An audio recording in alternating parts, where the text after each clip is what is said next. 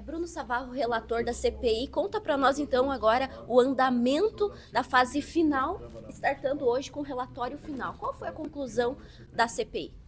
Primeiramente, agradecer a presença de todos. Esse é o momento auge da CPI, que é a apresentação do relatório final. A CPI iniciou em fevereiro deste ano, com base em dois projetos de lei apresentados em regime de urgência aqui nesta casa, para poder pagar ou adimplir com as obrigações deixadas no final do ano anterior. Deixar claro que foram serviços e obras executadas no ano passado, serviços ambulatoriais, serviços médicos e obras de infraestrutura que foram realizados de fato.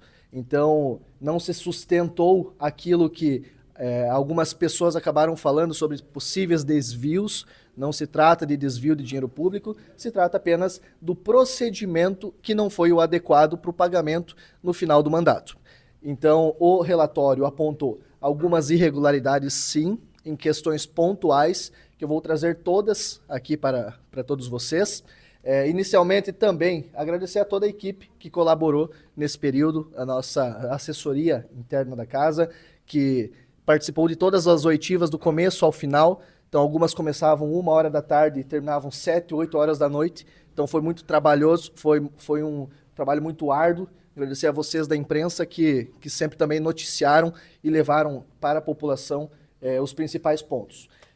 Eu vou já adentrar nas conclusões. O relatório ele é bastante extenso, ele tem 63 páginas, mas a parte principal, a parte conclusiva, eu passo a trazer para cada um de vocês aqui agora. O primeiro ponto que nós encontramos foram algumas versões diferentes sobre o mesmo fato, sobre os aditivos do Hospital Geral Intermunicipal.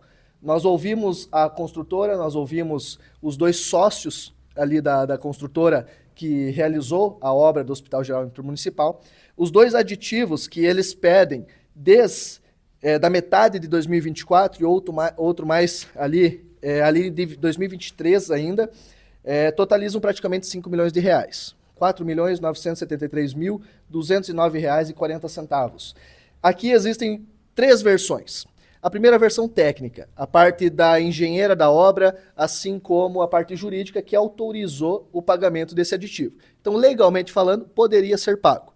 Mas, por uma escolha ou política ou enfim, de foro íntimo do ex-prefeito Kleber Fontana, ele decidiu não pagar esse aditivo, considerando naquele momento que se tratava de indícios, que tinham indícios de irregularidades ou indícios até de superfaturamento.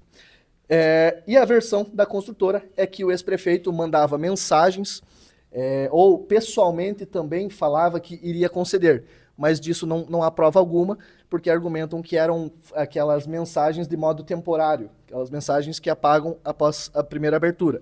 Então não tem lastro comprobatório algum, portanto nós não podemos concluir se realmente houve uma autorização tácita, que nós chamamos, dando a entender que autorizaria, ou se realmente não há veracidade nessa questão. Fato é que não tinha assinatura e a empresa, a construtora, promoveu as obras que achou necessário sem a devida autorização formal, sem uma assinatura dando razão a eles. Então, essa questão não tem como concluir, no sentido de não tem como nós tomarmos juízo de valor, porque se não há assinatura, não há a questão formal. Então, não deveria ter sido realizada a obra sem a devida assinatura. O segundo ponto é uma obra que nós realmente detectamos uma irregularidade na forma como foi feita a licitação, ou o processo de dispensa de licitação, que foi uma substituição do assentamento de piso de basalto na Praça Central de Francisco Beltrão. Nós temos a versão do ex-secretário de Viação e Obras, Cláudio Mar Borges, que realmente confirmou que pediu a execução dessa obra. Ele argumentou que com base na emergência ou na urgência, porque haviam acontecido alguns ventos fortes, uma chuva forte que acabou danificando aquelas pedras, colocando em risco a integridade física da população. Então, esse foi o argumento utilizado por ele, porém, a questão que esbarra na legalidade é que a execução do serviço foi feita antes do processo de dispensa de licitação. O rito comum é que tenha-se a licitação, tenha-se o contrato e depois seja executado o serviço. Nessa situação, foi totalmente invertida a ordem. Foi primeiro executado o serviço para depois dar início a um processo de dispensa. Sobre esse caso específico, nós iremos encaminhar para a 19ª SDP, Subdivisão de Delegacia de Polícia, um caso de suposto cometimento do crime de falso testemunho.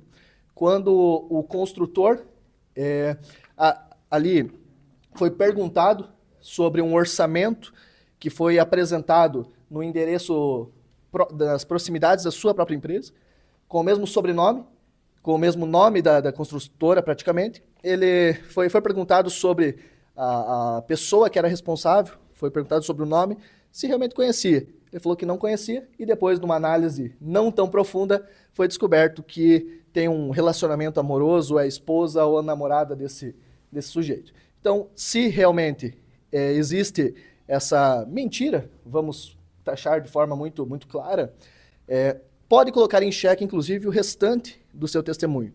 Porque se nessa pergunta de foro íntimo ele faltou com a verdade, o que garante que o restante que ele disse realmente é verdade também. Então nós vamos encaminhar a 19ª SDP, que vai averiguar, que vai realmente poder chegar a uma conclusão melhor do que nós. Vereador, o teor dessa CPI iniciou em virtude de valores da saúde. Com relação a essa esfera, ficou comprovada alguma questão? Em relação à saúde, é aonde eu entro agora. Na saúde, nós detectamos, primeiro, a escassez das fontes. No final do mandato, vários servidores acabaram comunicando que estava faltando recursos, que precisaria ou remanejá-los ou, de alguma forma, angariar de outro jeito. E também tiveram empenhos irrisórios. O que é isso? No final do ano, é uma expectativa de pagamento, o empenho. Pode executar que eu vou te pagar. Só que eram feitos empenhos de R$100 para dívidas que chegavam a R$20.000. Então, empenhos considerados irrisórios e, portanto, não seguiram a média histórica. Então, isso sim pode ser considerado uma irregularidade.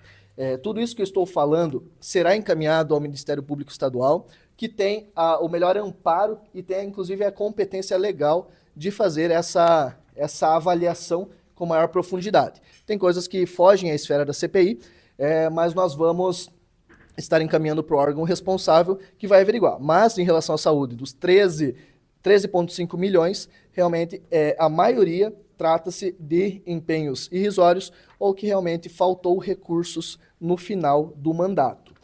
E uma última questão, e considerando tudo isso, levando em conta tudo isso que já foi apresentado, nós temos indícios do cometimento, sim, da violação da Lei de Responsabilidade Fiscal.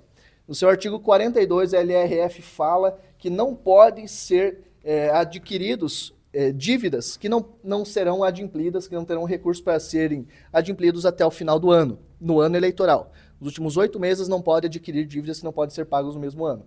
E nós conseguimos detectar, então, dívidas de setembro, outubro, novembro e dezembro, nos relatórios apresentados, que não foram adimplidos no final do ano por falta de recurso. Portanto, são indícios.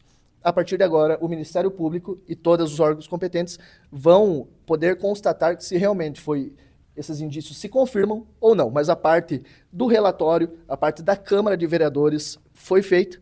Agora nós vamos, possivelmente na terça-feira, realizar uma sessão, a última sessão da CPI, onde será votado o relatório.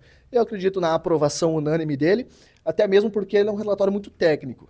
Ele não serviu ou para eximir de culpa ou para culpar de forma exagerada, conforme, às vezes, até a plateia queria. Não, nós fizemos de forma técnica, seguindo os ritos, seguindo as formalidades e chegamos a essas conclusões.